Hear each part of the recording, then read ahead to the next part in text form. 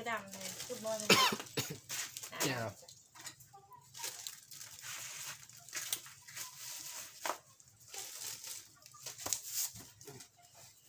น้องเด้อกินตำมันตอนเที่ยงเนาะพี่น้องตำปูทะเลตอนเที่ยงพี่น้องแซ่บๆ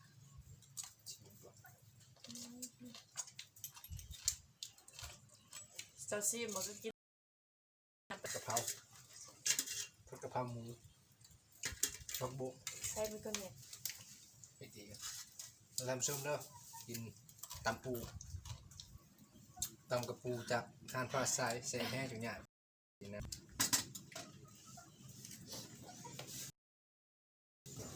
ตำปูทะเลเนาะตอนเที่ยง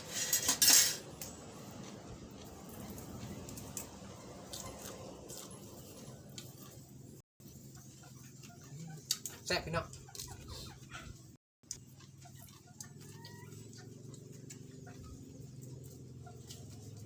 โตแซ่บแซ่บข้าวพี่น้องตอนกับปูจานละ100 บาทตำปู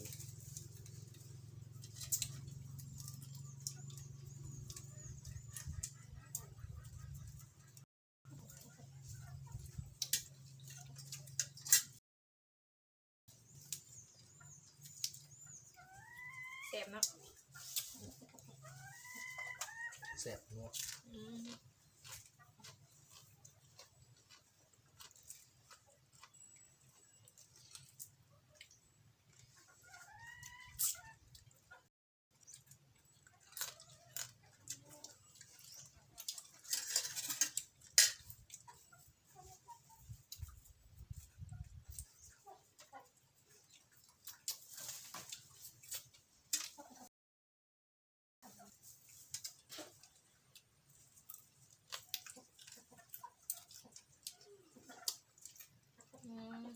นัวหน่อยให้เคี่ยวครั้งแรกมันจะ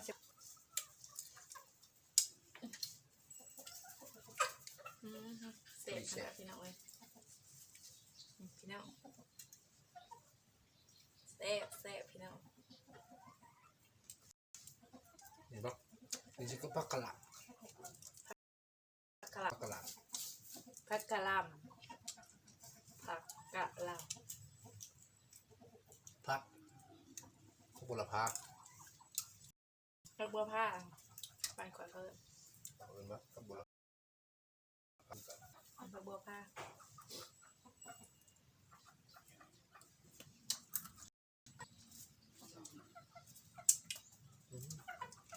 ผักนะยอด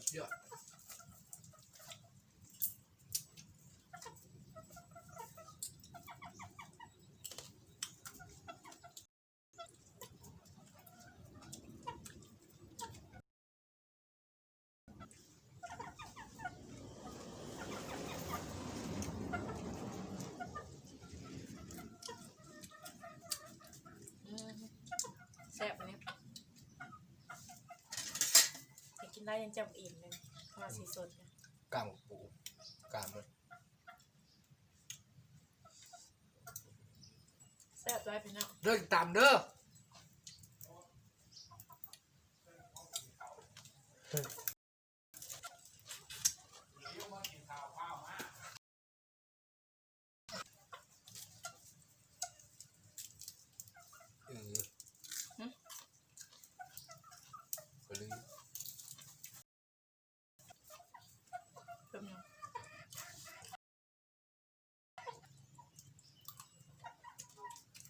เค็มยังไงไม่ใช่ซีก็ได้มันเนี่ย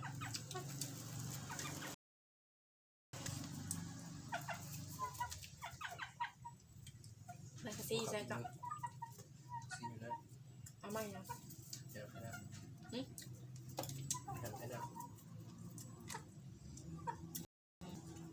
อยู่หน้าเดี๋ยวค่ะนุ่มไหลอยู่ที่ใส่บ้างอันซีเก่ามันคุณเอาได้ทีนี้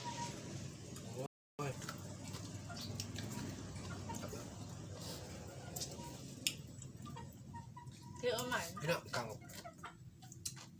เนาะไปกระปุก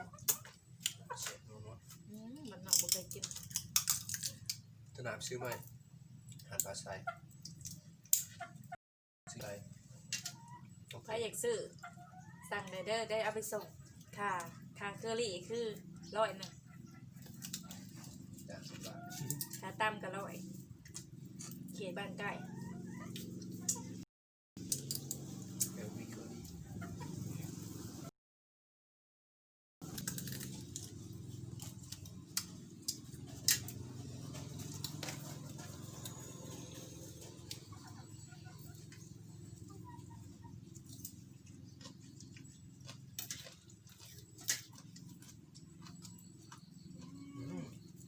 เดี๋ยวนั้นเสร็จจานหมด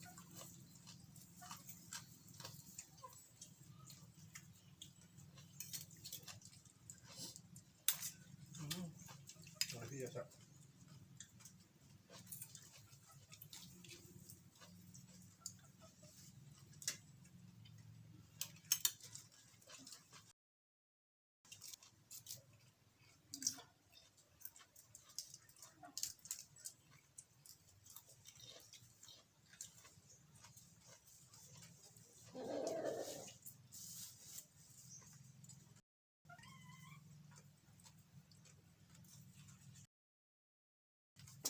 แค่มันบ่มีเสมอ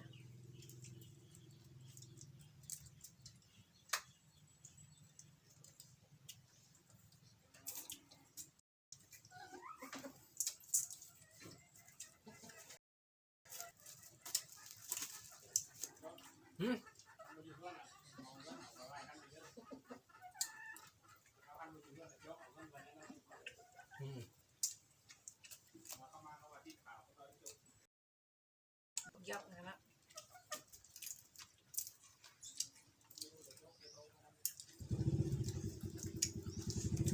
เราเซฟคนไทยเนาะมันก็ถ้าซื้อเมื่อปีนี้ลูกเราไปมียำตัวหนึ่ง ไป จะใครเพื่อเป็นนักปงมาตรงเรียนมาหามาลูก อากาศเผ็ดๆนะพี่น้องเผ็ด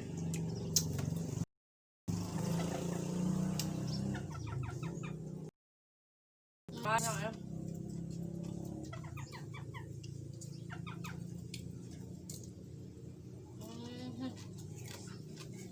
แซ่บ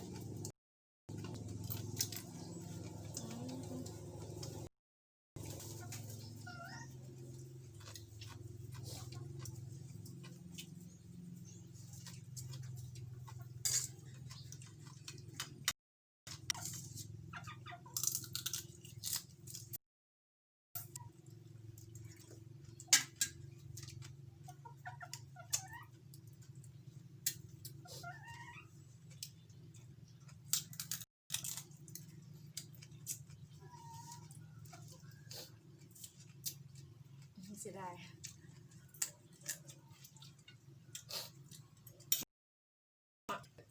เป็นนัด มาตำเครือนี่ตำเครือมักสุดยอด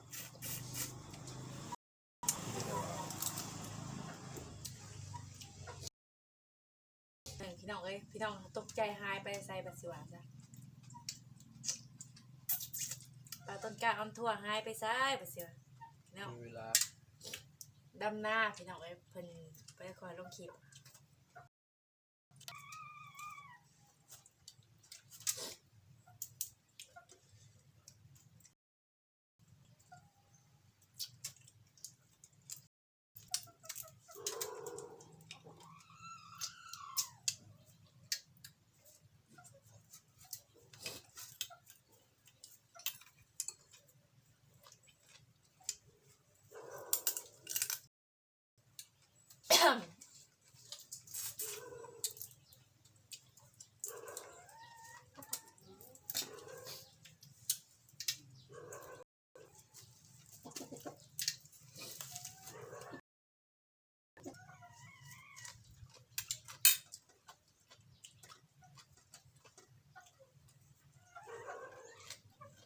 ซื้อผงซามะนาวไม่ใช่เลย มีบ่พออยากได้แบบเป็นสโลนมก็สิซื้อเหยียบเป็นกระติกเหยียบเป็นเหยียบแล้วก็ได้สิได้เศษตู้เย็นมันจะโหแล้ว เบิร์ดนี่ เอาแผ่นสั่นตัวหนาออกแล้วเอาเก็บตัวแรงเอาแผ่นอันหนึ่งไปเนี่ยเกี่ยวค่ะ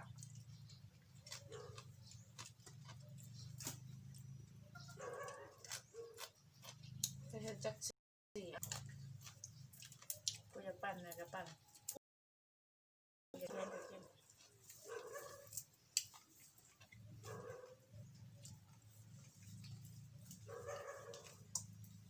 เสกท้ายไป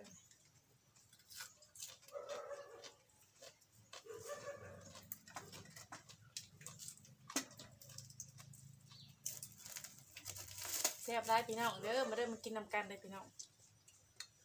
บ้านเมืองแข็งบ้านเมืองแข็งพี่น้องเลย